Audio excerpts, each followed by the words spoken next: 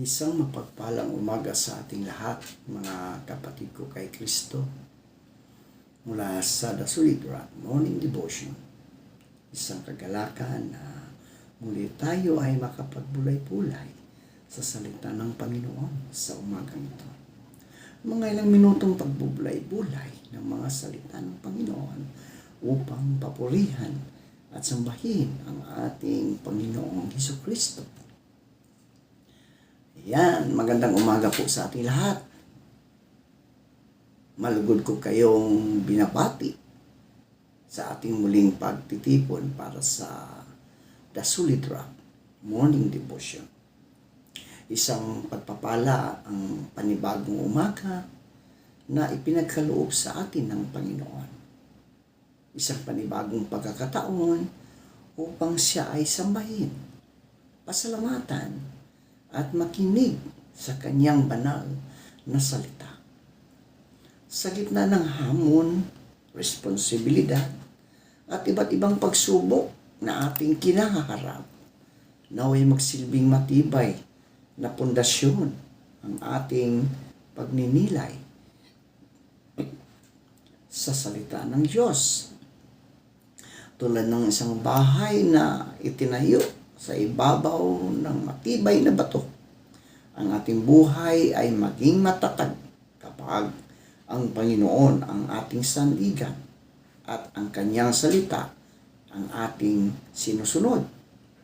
Kaya ihanda natin ang ating mga puso at isipan. Iwan muna natin ang ating mga alalahanin at ituon ang ating pansin sa presensya ng Diyos.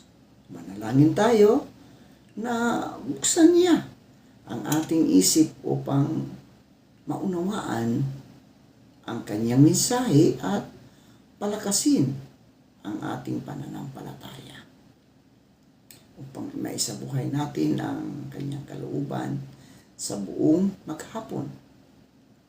Maligayang pagdalo, mga kasolidrak, at naway pagpalain tayo lahat ng ating Panginoong Hesukristo habang tayo ay nakikinig at nagbubulay-bulay sa kanyang mga salita.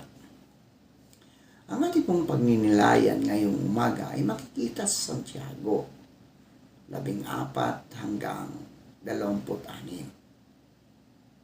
Ito pong sinasabi, mga kapatid, ano ang pakinabang kung sabihin ng isang tao na siya ay may pananampalataya, ngunit hindi naman niya ito pinatunayan sa gawa? May liligtas ba siya ng ganong uri ng pananampalataya? Halimbawa, may isang kapatid na walang maisuot at walang makain. Kung sasabihin ninyo sa kanya, patnubayan ka nawa ng Diyos, magbihis ka't magpakabusog, ngunit hindi naman ninyo siya binibigyan ng kanyang kailangan, ano ang silbi niyon? Gayon din naman, patay ang pananampalatayang walang kalakip na gawa. Ngunit may nagsasabi, may pananampalataya ka at may gawa naman ako. Ipakita mo sa akin kung paano maaring magkaroon ng pananampalatayang nang walang mga gawa. At ipapakita ko naman sa iyo ang aking pananampalataya sa pamagitan ng aking mga gawa. Sumasampalataya ka na ang Diyos ay isa, di ba? Mabuti naman, ang mga demonyo man ay sumasampalataya rin at nanginginig pa. Isa kang hangal. Nais mo bang patunayan ko sa iyo na walang kabuluhan ang pananampalatayang walang kasamang gawa? Hindi ba't ang ating amang si Abraham ay tinuturing ng Diyos na matuwid dahil sa kanyang mga gawa? Ang ihandog niya sa dambana ang anak niyang si Isaac. Dito ay makikita mong magkakalakip ang kanyang pananampalataya at mga gawa. At naging ganap ang kanyang pananampalataya dahil sa kanyang mga gawa. Natupad ang sinabi ng kasulatan. Si Abraham ay sumasampalataya sa Diyos. At dahil dito, siya itinuring ng Diyos bilang matuwid at tinawag siyang kaibigan ng Diyos. Diyan ninyo makikita na itinuturing ng matuwid ang isang tao dahil sa kanyang mga gawa. at hindi dahil sa pananampalataya lamang. Gayon din si Rahab, ang babaeng nagbebenta ng aliw. Pinatuloy niya ang mga espiya ng Israel at itinuro pa sa kanila ang ibang daan upang sila'y makatakas. Dahil sa ginawa niyang iyon, siya ay itinuring na matuwid. Patay ang katawang walang espiritu, gayon din naman, patay ang pananampalatayang walang kasamang gawa. Pinagpala na po tayo sa pagkabasa at pagkarinig ng kanyang mga salita. Aming mapagmahal at makapangyarihang Diyos, aming Ama sa langit, lumalapit po kami sa iyong banal na presensya ng may pagpapakumbabang pusong at taos-pusong pasasalamat. Pinupuri at dinadakila ka namin sapagkat ikaw ang aming manlilikha, tagapagligtas at Panginoon ng aming buhay. Ikaw ang Diyos na tapat na sa iyong mga pangako at hindi nagkukulang sa iyong pag-ibig at habag sa bawat isa sa amin. Maraming salamat, Ama, sa panibagong pagkakataon na iyong tinipon kami bilang isang pamilya ng pananampalataya.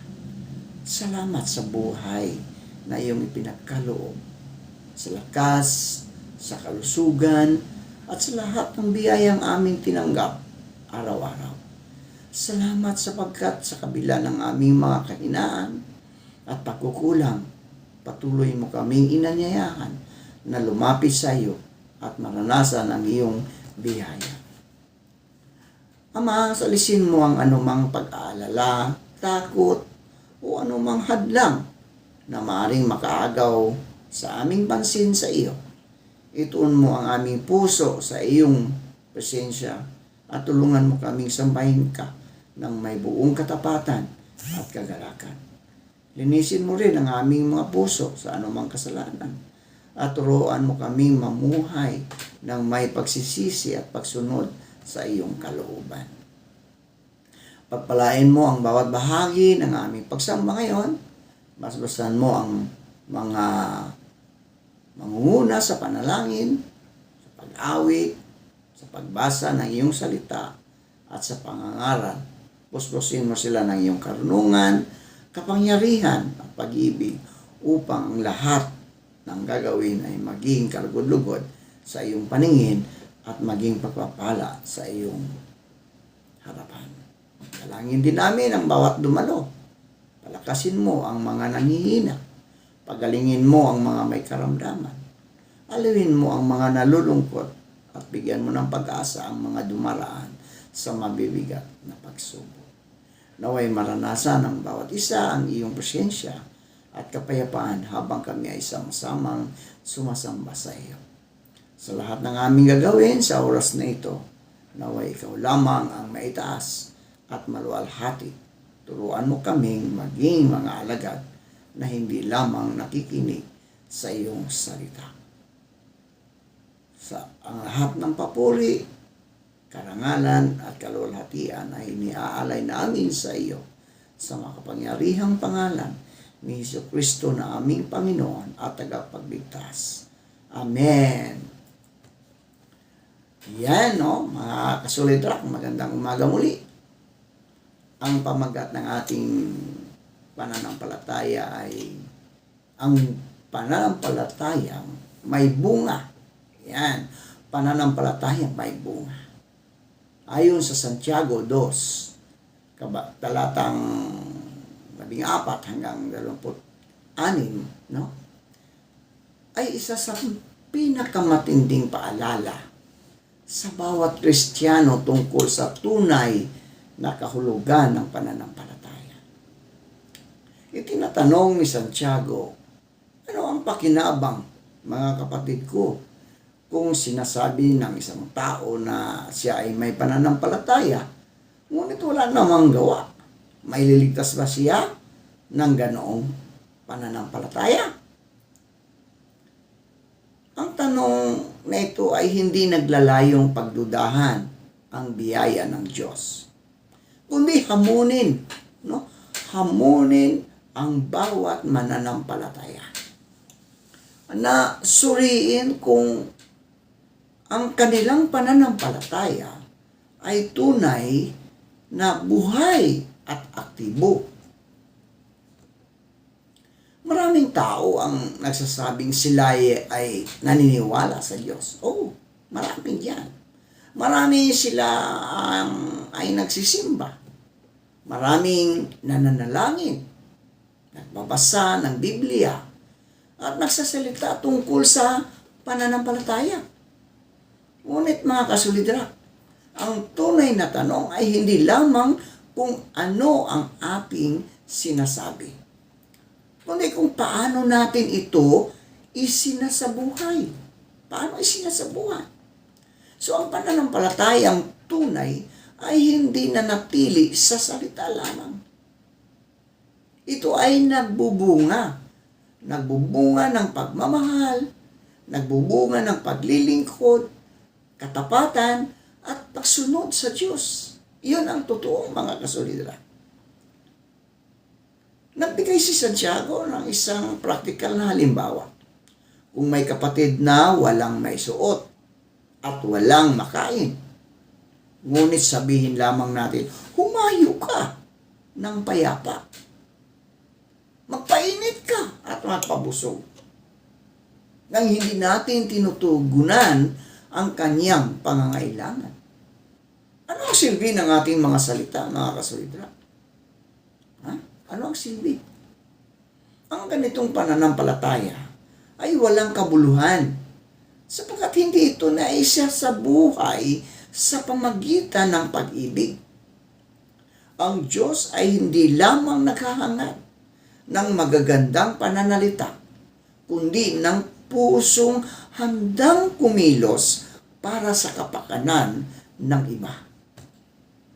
Sa panahon ngayon, mga kasolidra, madaling ipahayag ang ating pananampalataya sa pamagitan ng mga salita.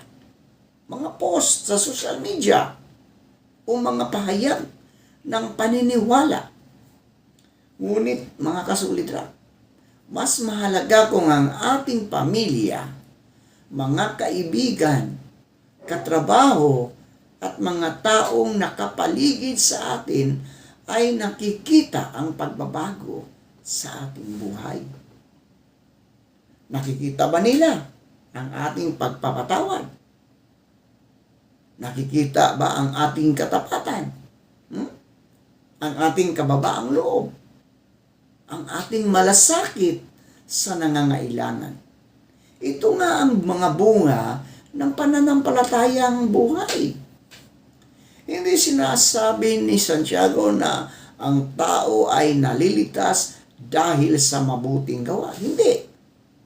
Malinaw na sa buong kasulatan na ang kaligtasan ay biyaya ng Diyos na tinatanggap sa pamagitan ng pananampalataya kay Hesukristo. Ngunit ang tunay na pananampalatayang nagliligtas ay hindi nanatiling walang bunga. Ang mabubuting gawa ay hindi ugat ng ating kaligtasan, kundi bunga nito, ang bunga ng ating kaligtasan. Kung ang isang puno ay malusog, di ba? Ito ay namumunga. Right? Namumunga kapag ang puno ay malusog. Gayon din, ang pusong tunay na binago ni Kristo ay magpapakita ng pagbabago sa kanyang buhay o sa kanyang pamumuhay. Ginamit ni Santiago ang halimbawa ni Abraham. Nanampalataya si Abraham sa Diyos, ngunit ang kanyang pananampalataya ay nakita nang siya ay naging handang sumunod sa utos ng Diyos tungkol kay Isaac. Hindi naging madali ang pagsunod na iyon. Di ba? Hindi madali ang pagsunod na iyon. Nangangailangan ito ng lubos na pagtitiwala. Sa kanyang pagsunod, napatunayan niya ang kanyang pananampalataya ay hindi lamang teorya, kundi isang buhay na pagtitiwala sa Diyos.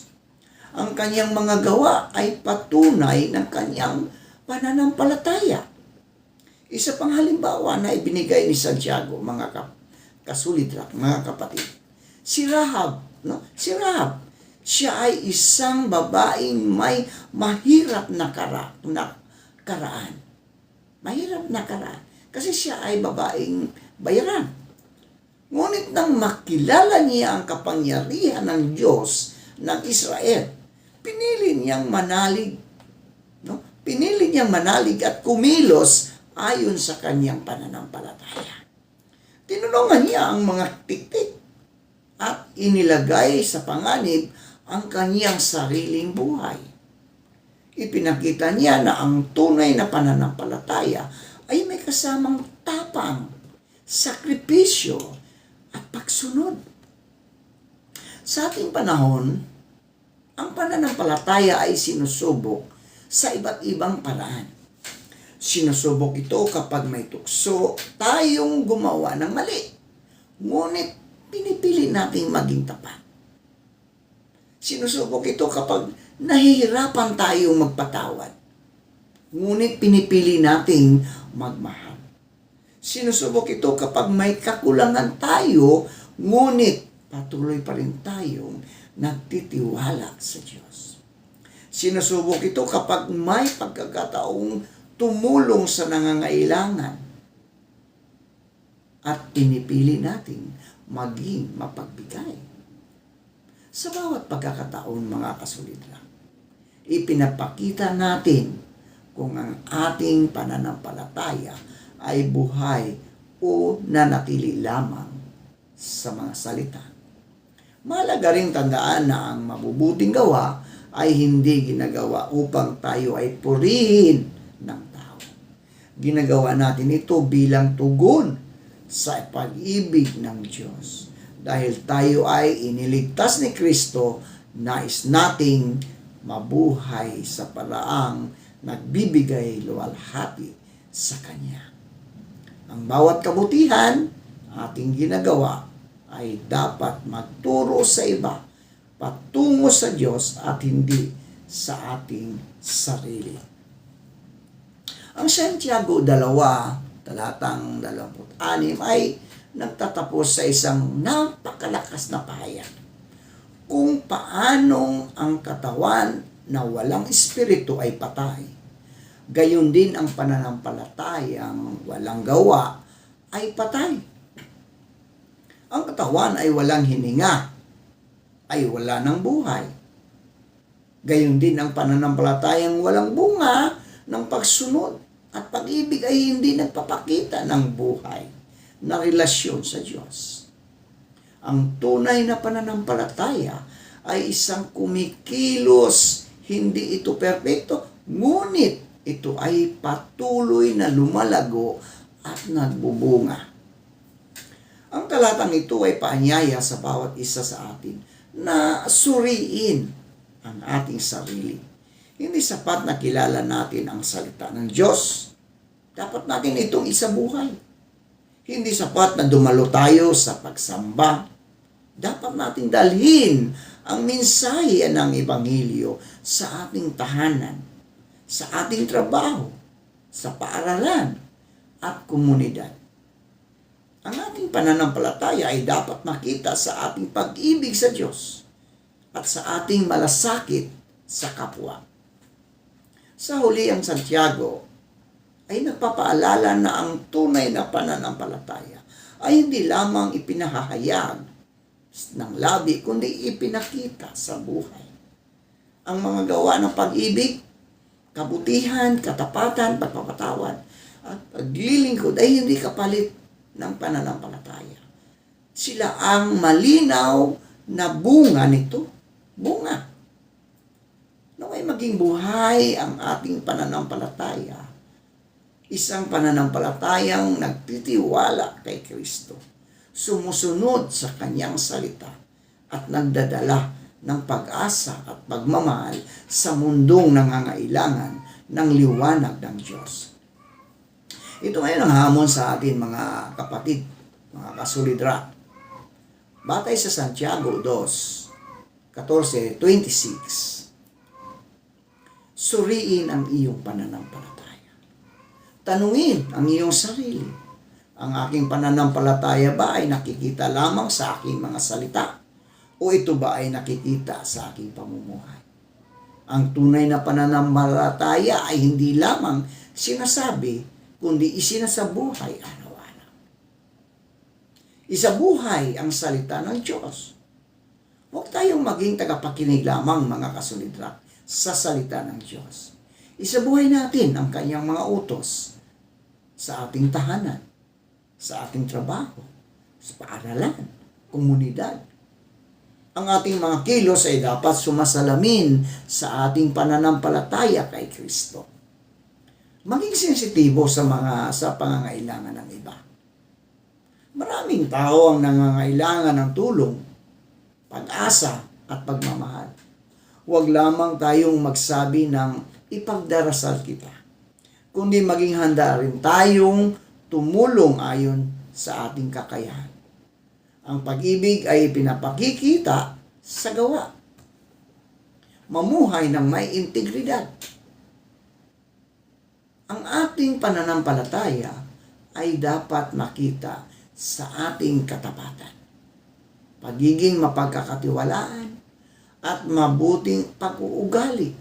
Maging Kristiyano tayo, hindi lamang tuwing linggo, kundi sa bawat araw ng ating buhay. Sundin ng Diyos kahit mahirap, mga kapatid. Tulad ni Abraham, matututo tayong sumunod sa Diyos kahit hindi natin lubos na naunawaan ang kanyang plano. Ang tunay na pananampalataya ay nagtitiwala at sumusunod kahit may mga pagsubok.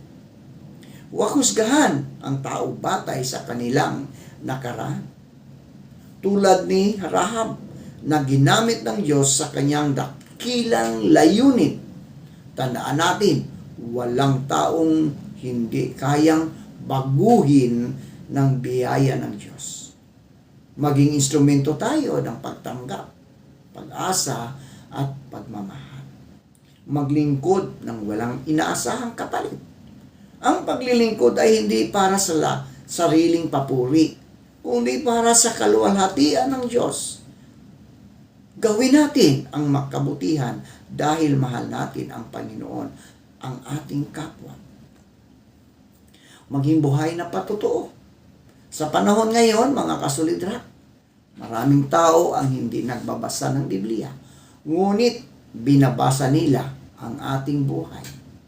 Naway makita nila kay Kristo sa ating mga salita, kilos, pag-uugali, at pakikitungo sa iba. Palaguin ang iyong pananampalataya araw-araw. Maglaan ng oras sa panalangin, pagbabasa ng salita ng Diyos, at pakikisama sa kapwa mananampalataya.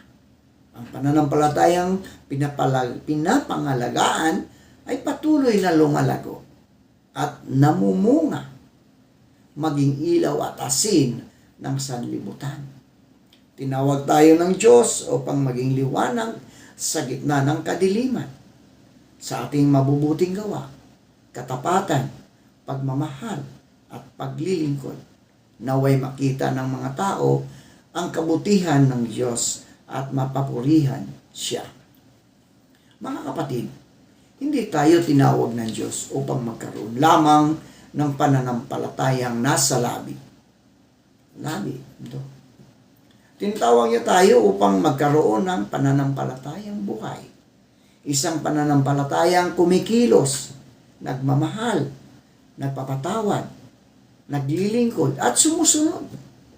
Sa pag-alis natin sa pagsambang ito, dalhin natin ang ating pananampalataya sa ating tahanan, sa ating hanap buhay, sa ating mga kaibigan, at sa ating komunidad. Naway, kapag nakita ng mga tao ang ating buhay, makita nila hindi lamang ang ating kabutihan, kundi ang kabutihan at pag-ibig ni Jesucristo na kumikilos sa atin. Huwag natin hayaang manatili ang ating pananampalataya sa mga salita lamang. Isabuhay natin ito araw-araw upang ang ating buhay ay maging patotoo ng kapangyarihan ng Diyos at maging pagpapala sa maraming tao. Ang pananampalatayang tunay ay hindi lamang pinaniniwalaan, ito ay isinasabuhay. Manalangin tayo. Aming mapagmahal at makapangyarihang Diyos, aming Ama sa langit, maraming salamat po sa banal na salita na aming napakinggan at napagbulayan sa umagang ito.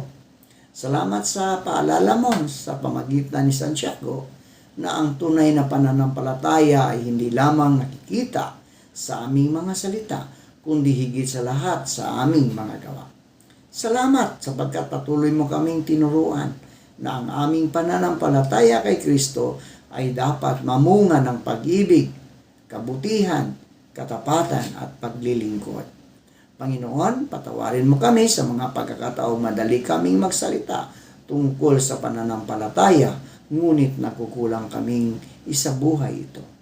Patawarin mo kami kung minsan ay naging manhid kami sa pangangailangan ng aming kapwa, naging makasarili sa aming mga desisyon, o naging tahimik kung kailan nararapat kaming maging saksi ng iyong katotohanan. Linisin mo ang aming mga puso at tulungan mo kaming mamuhay ng naaayon sa iyong kalooban.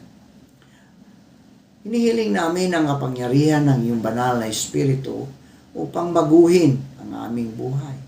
Tulungan mo kaming magmahal ng tapat, maglingkod ng may kababaang loob, magpatawad ng buong puso, at tumulong sa mga nangangailangan ng walang hinihintay na kapalit. Naway ang aming pananampalataya ay makita sa aming tahanan, sa aming trabaho, sa aming paaralan, at sa aming simbahan, sa bawat lugar na iyong iparoroon sa amin. Dalangin namin ang bawat pamilya na naririto, pagpalain mo ang aming mga tahanan ng kapayapaan, pagkakaisa at pag-ibig. Pagalingin mo ang may karamdaman, palakasin mo ang mga nanghihina, aliwin mo ang mga nalulungkot, at bigyan mo ng pag-asa ang mga dumaraan sa mabibigat na pagsubok. Ipaalala mo sa amin na hindi mo kami iniiwan at ang iyong biyaya ay sapat sa bawat araw. Panginoon, gawin mo kaming mga kasangkapan ng iyong kapayapaan. Gamitin mo ang aming buhay upang tumulong sa aming mga labi, upang ipahayag ng pag-asa at ang aming buhay ay upang maging patutuo ng iyong pag-ibig. Naway sa pamagitan ng aming mabubuting gawa ay makita ng maraming tao ang iyong kabutihan at sila man ay mahikayat na sumasampalataya kay Jesucristo. Pagpalain mo ang aming simbahan. Bigyan mo ng karunungan at lakas ang aming mga pastor, mga pinuno at lahat ng naglilingkod. Palakasin mo kami sa isang layunin at ipahayag ang Ebanghelyo at ipakita ang pag-ibig ni Kristo sa aming komunidad at sa buong mundo. Sa aming pag-alis mula sa pagsambang ito, samahan mo kami sa bawat hakbang. Ingatan mo kami sa lahat ng kapahamakan. Gabayan mo ang aming mga desisyon at tulungan mo kaming mamuhay ng may pananampalatayang buhay. Isang pananampalatayang namumunga ng kabutihan, katapatan at pag-ibig. Naway sa bawat araw ng aming buhay ay maging malinaw sa aming mga salita at gawa na si Jesucristo ang aming Panginoon at tagapagligtas. Sa kanyang lahat ng papuri, karangalan at kaluwalhatian ngayon at magpakailanman. Sa makapangyarihang pangalan ni Jesucristo, aming Panginoon at tagapagligtas. Amen at amen.